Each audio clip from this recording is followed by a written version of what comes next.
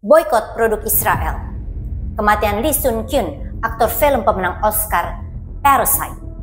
Johnny Depp kehilangan perannya sebagai Kapten Jack Sparrow. Apa hubungannya ya dengan cancel culture? Meski definisinya bisa bervariasi, meng-cancel seseorang atau brand dapat diartikan sebagai upaya menghapus dukungan publik kepada mereka sebagai bentuk hukuman sosial. Ada banyak hal yang bisa membuat seorang public figure atau sebuah brand di-cancel masyarakat, utamanya berkaitan dengan pelanggaran norma sosial ataupun ketidaksesuaian akan standar perilaku yang dituntutkan kepada mereka dari masyarakat. Cancel culture awalnya berkembang saat banyak pelaku pelecehan seksual diketahui berasal dari kalangan public figure.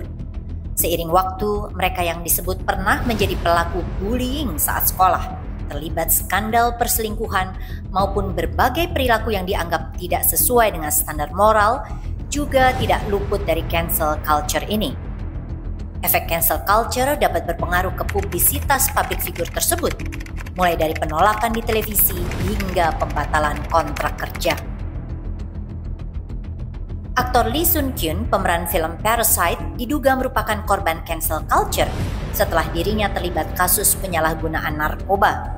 Sementara aktor Johnny Depp kehilangan kontraknya karena sempat diduga melakukan KDRT kepada istrinya saat itu, Amber Heard. Tidak hanya public figure, cancel culture juga menyasar brand yang dianggap melakukan kontroversi atau perilaku yang tidak pantas. Contohnya dalam konteks genocide yang dilakukan oleh Israel terhadap Palestina, masyarakat dunia terdorong untuk melakukan cancel culture atau pemboikotan massal terhadap brand-brand yang terindikasi mendukung Israel dengan menyokong baik pendanaan maupun penyediaan alat-alat perang yang digunakan. Cancel culture biasanya diikuti dengan ujaran kebencian di media sosial. Hal ini diperparah dengan membekasnya jejak digital yang akan selalu ada dan diingat oleh banyak orang. Cancel culture juga dapat merusak kebebasan berbicara, utamanya bagi para pihak ataupun perusahaan yang di-cancel.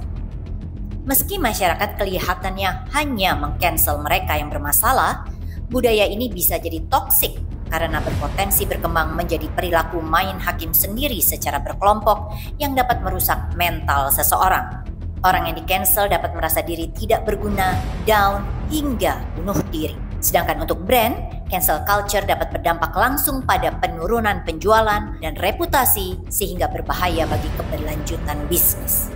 Keputusan meng-cancel seseorang, sebuah karya, produk ataupun brand tentu kembali kepada kita sendiri. Tapi sebelum kita melakukan gerakan cancel culture itu, kita memerlukan berbagai perspektif lain.